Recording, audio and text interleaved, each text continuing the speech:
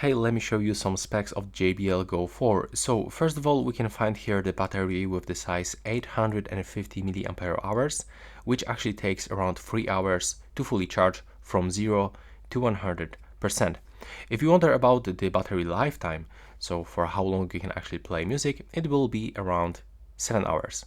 Of course, it actually depends on the volume level and audio content, but the maximum time of the battery life is actually 7 hours.